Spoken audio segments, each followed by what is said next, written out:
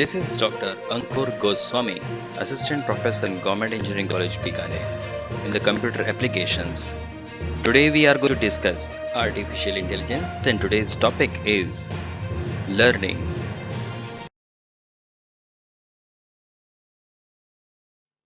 So here is the syllabus from the RTU and BTU Artificial Intelligence. Subject code is MC404. And in the last topic we can see that expert system contains concepts of learning, rote learning, learning by induction, and explanation based learning. So learning basically covers a very broad spectrum. It is to gain the knowledge, understand it, and expertise it on your skills by the mode of self study, instructions from others, and self experience. It can be applied both to human learning and machine learning. Whereas human learning uses cognitive science or psychological approach, the machine learning totally depends on the techniques and concepts explored by the researchers in machine learning or machine training. Find two definitions here. A learning system uses sample data to generate an update basis for improved performance on subsequent data from the same source and expresses the new basis in intelligible symbolic form. It is put forth in Computer Journal in 1991 by Donald Michie. It states that the sample data that we are having is to be used for improved performance in the learning or the knowledge that we have. Subsequently, the data that we are having must be improved. The data must be from the same source and through experiences in the same task again and again. It must be giving a better performance that can be measured by the performance metrics. So, learning denotes changes in the system that are adaptive in the sense that they enable the system to do the same tasks or tasks drawn from the same population more effectively the next time. It is stated by the Herbert Simon, a very great philosopher, in 1983 in Machine Learning first. So it also states that the task that it is doing must be improved in performance as it processes through the experiences. It must be gaining something extra that must be on the same tasks again and again, must be drawing something new that must be accomplished through the proper experiences.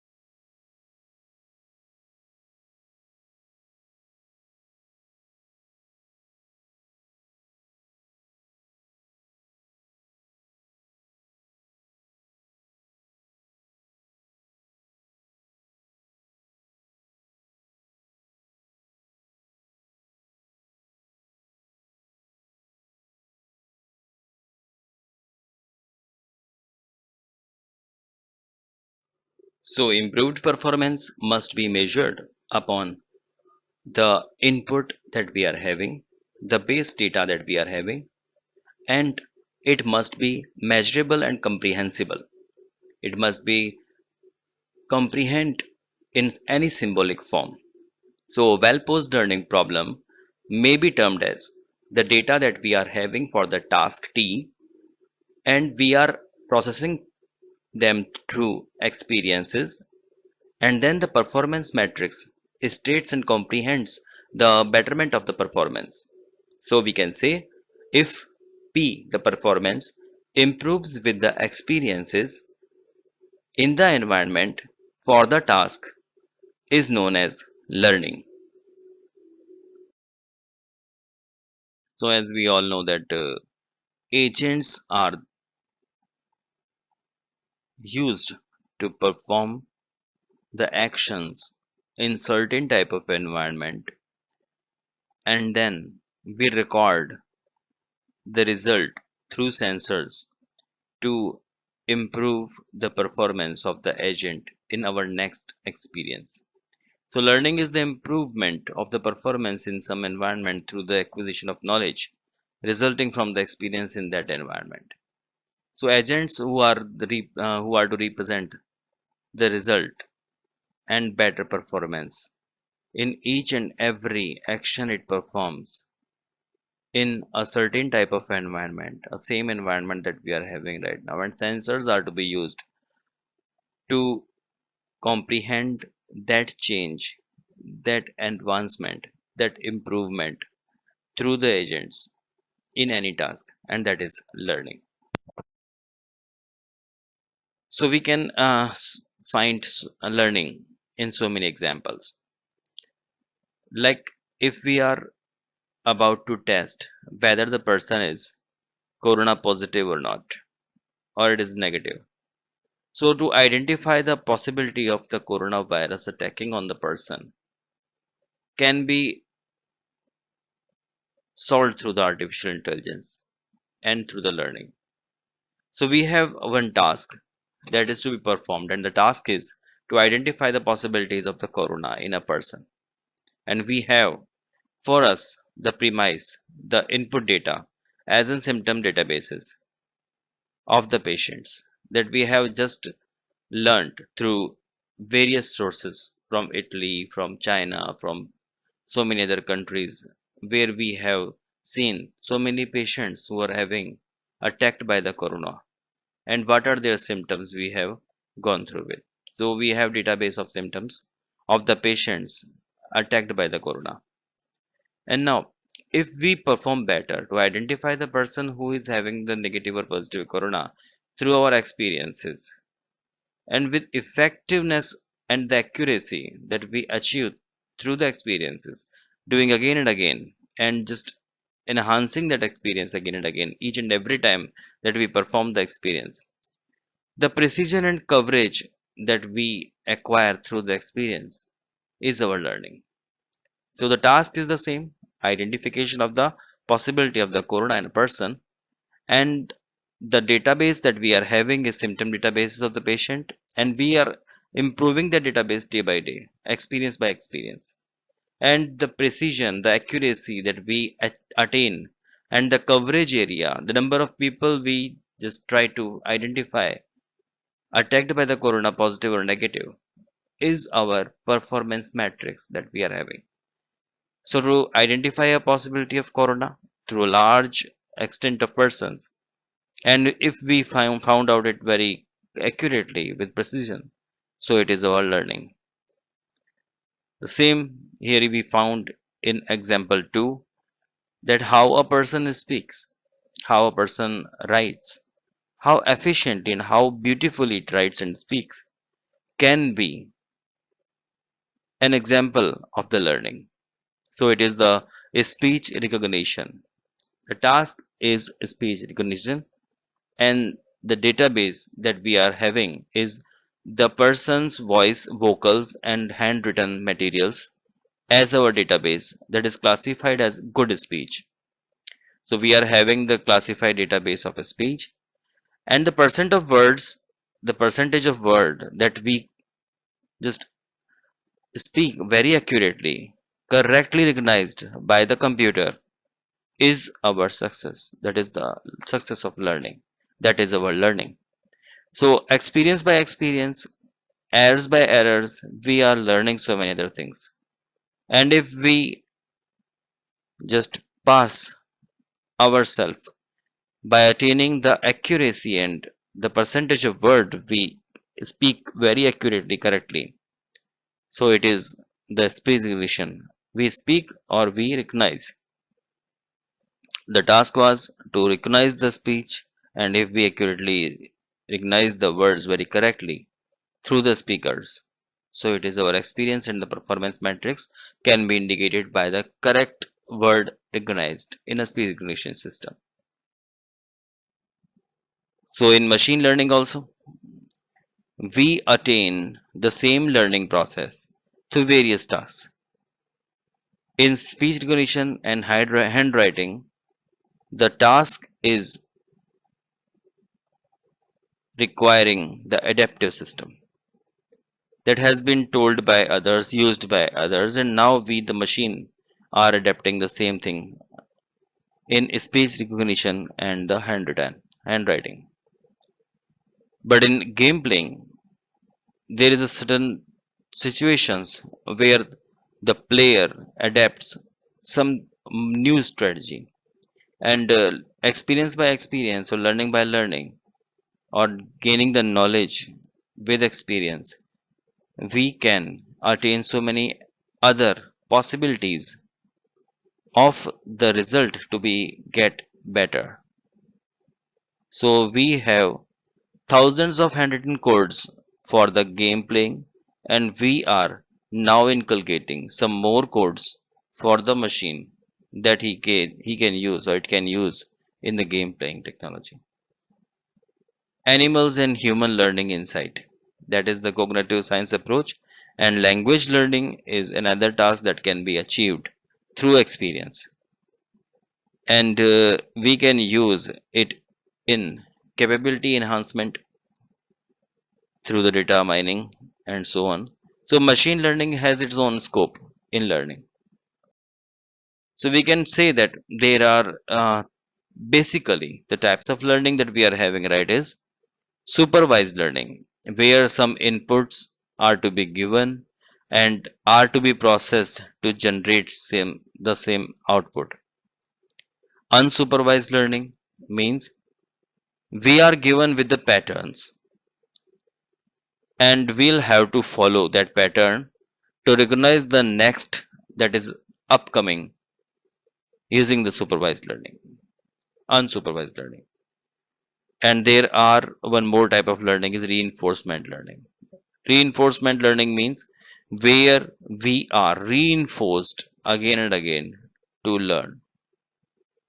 For example, supervised learning means where we are given with the inputs and outputs, and we'll have to do it again and again and learn step by step what we are attaining.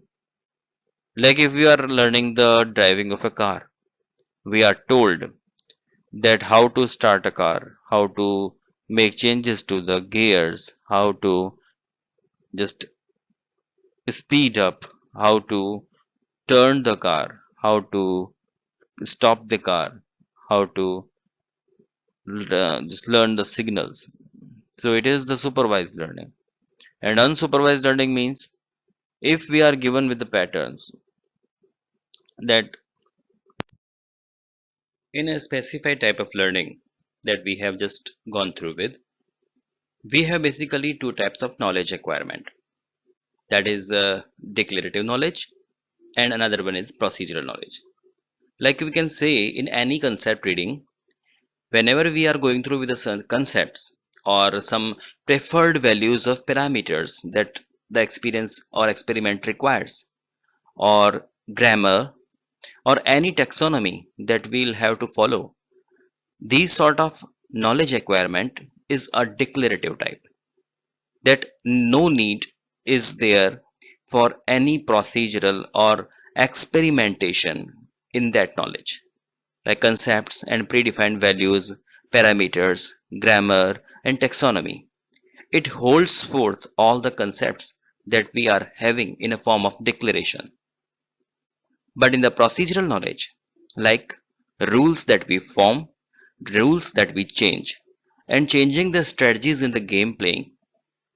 Another one is graph and the networks that we are having. We have a number of topographies, and we have number of types of networks we are having, but still we can make, or through procedure we can generate some more. Computer programming, it is not a choice that we can follow the same path or same program again and again. We can use so many other procedural changes over there in the computer program and the plans that we do make. Each and every plan may differ from the previous one. So these knowledge is procedural knowledge. So we can say that knowledge acquirement is a two type of nature: declarative knowledge and procedural knowledge. Like decision tree, logical expressions, and neural networks are a part of concepts that we've built. This is the example where we take in understanding the knowledge, the types of knowledge through data structures. We apply decision tree, logical expressions, and neural networks. We are having the concepts to apply that. Like in behavioral rules, we have some conditions, and accordingly we'll have to take the action. So conditions are the result and cause of the action that we take and the rule that we form. There are certain plans that we make out of rule set or finite set automata because we know where from we start initial state and where to go at the goal state. There are so many computer programs also using the coding C or Lisp. That is also a type of knowledge using the data structures of us.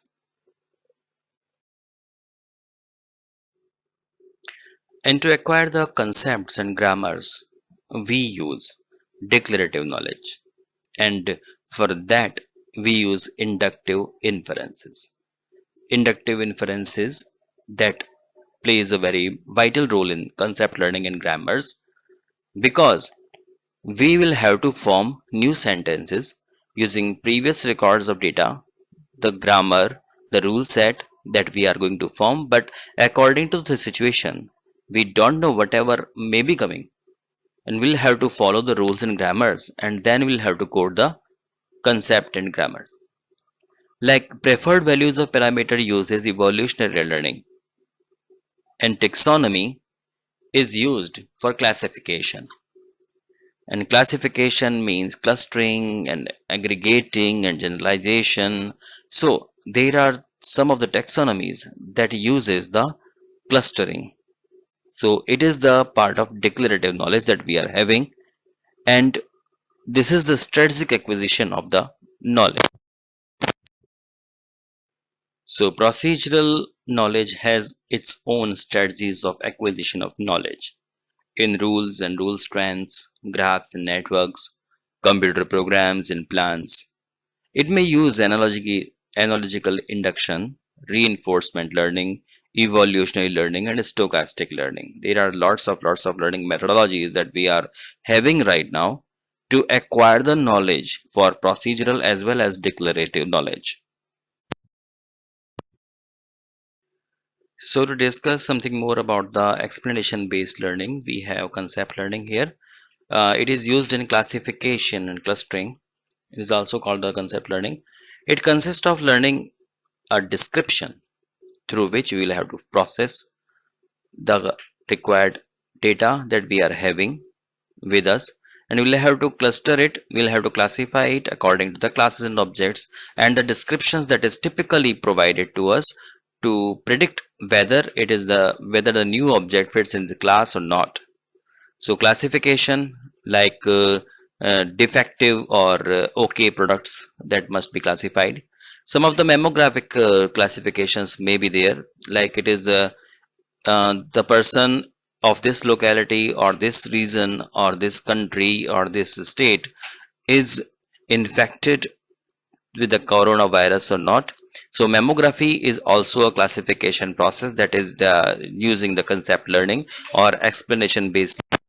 That is, if a person is normal or infectious, yeah, pre-infectious or infected, then understanding the graph and networks that is being provided to us in the area of connections that we are having, the wireless connections that we are making, and the other type of backbone programming or routing, these sort of actions may be also termed as or classified as the concept learning or the explanation based learning. And then the region understanding, that whether this region belongs to that, like animal, any animal, that we'll have to identify that does it belongs to this region or not, or some types of plants are there, whether they are adaptable to this climate or not, or whether this animal is adaptable to the climate or not.